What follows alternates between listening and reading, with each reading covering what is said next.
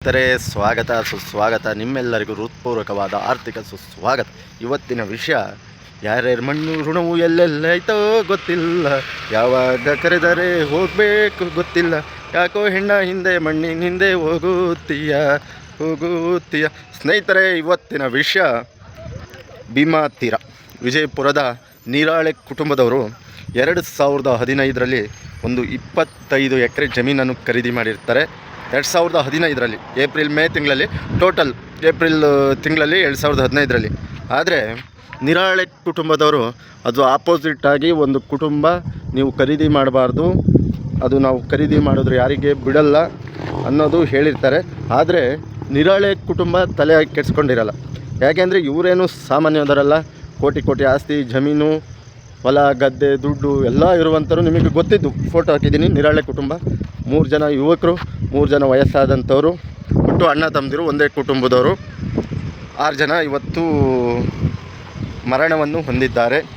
ತರಕಾರಿ ರೀತಿ ಹೆಚ್ಚುವ ಹಾಗೆ ಒಂದೊಂದು ಅಂಗಗಳನ್ನು ಅವ್ರನ್ನ ಕಟ್ಟು ಮಾಡಿ ಹೊಲದೊಳಗೆ ಬಿಟ್ಟಿದ್ದಾರೆ. ಆ ಕುಟುಂಬ, ಆಪೋಸಿಟ್ ಕುಟುಂಬ ಹೇಳಿರುತ್ತೆ, ಆದರೆ ಇವರು ಕೇಳಿರಲ್ಲ. ಇವರು ಧೈರ್ಯವಂತರಲ್ಲ, ಹಾಗಾಗಿ ಇವರು ಏನಾಗುತ್ತೆ ನೋಡೋಣ ಅನ್ನೋ ಬಂಡ ಧೈರ್ಯದಲ್ಲಿ ತಗೊಂಡಿರ್ತಾರೆ 25 ಎಕರೆ ಜಮೀನು. ಗ್ರಾಚಾರಕ್ಕೆ ಇವರು ಮಕ್ಕಳು ಎಲ್ಲರೂ 6 ಜನನು ಟ್ರ್ಯಾಕ್ಟ್ರೆಲ್ಲ ಬಿಡಿಸು ಅದೇ ಜಮೀನಲ್ಲಿ ಕೆಲಸ ಮಾಡ್ತಾಯಿರ್ತಾರೆ. ನೋಡಿ, ಗಾಚಾರನೋ ವಿಧಿ ಆಟನೋ ಇವರು ಭೂಮಿ ಬಿಟ್ಟು ಹೋಗೋ ಸಮಯನೋ ಗೊತ್ತಿಲ್ಲ.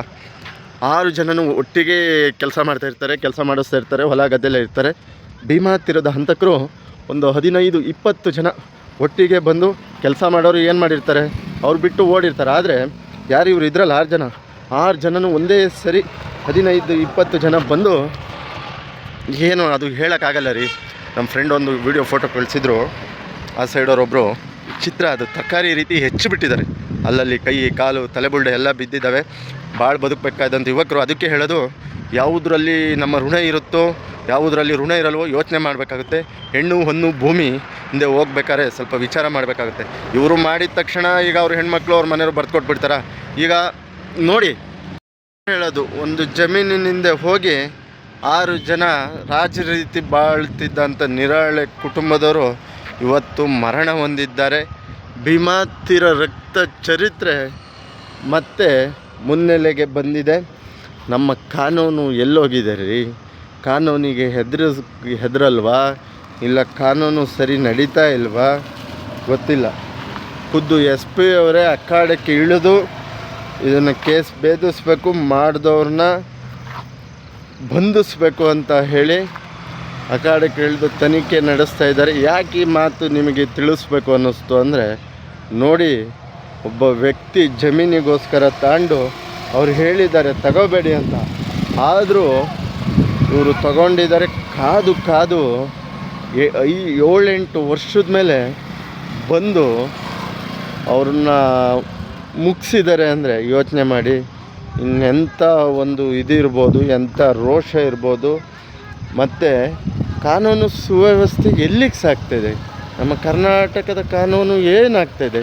ಕರ್ನಾಟಕದ ಕಾನೂನು ಮೇಲೆ, ಸರ್ಕಾರದ ಮೇಲೆ ಭಯ ಇಲ್ವಾ? ಯಾಕೆ ಈ ಥರ ಏಕ್ದಮ್ ಬಂದು ತರಕಾರಿ ರೀತಿ ಹೆಚ್ಚಿಬಿಟ್ಟು ಹೋಗ್ತಾರೆ ಅಂದರೆ ಯಾವ ಲೆಕ್ಕಾಚಾರ ಇದು? ತಪ್ಪಿಸ್ತಾ ಯಾವನೇ ಇರಲಿ, ಅವನೆಷ್ಟು ದೊಡ್ಡ ವ್ಯಕ್ತಿ ಇರಲಿ, ದುಡ್ಡಿನಲ್ಲಿರಲಿ, ಅವರಿಗೆ ತಪ್ಪಿಗೆ ತಕ್ಕನಾದ ಶಿಕ್ಷೆ ಆಗಬೇಕು.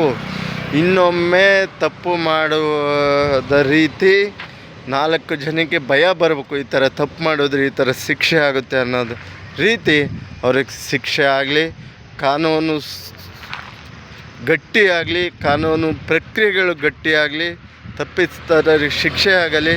ದಯವಿಟ್ಟು ಯಾರು ಈ ರೀತಿ ತಪ್ಪು ಮಾಡಬೇಡಿ ಅಂತ ಹೇಳ್ತಾ ಇಲ್ಲಿಗೆ ಈ ವಿಡಿಯೋ ಮುಗಿಸ್ತಾ ಇದ್ದೀನಿ.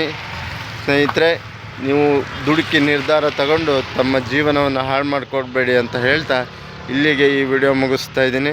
ಜೈ ಶ್ರೀರಾಮ್, ಜೈ ಜಗನ್ನಾಥ್, ಜೈ ಸಂಗೊಳ್ಳಿ ರಾಯಣ್ಣ, ಜೈ ಭೀಮ್.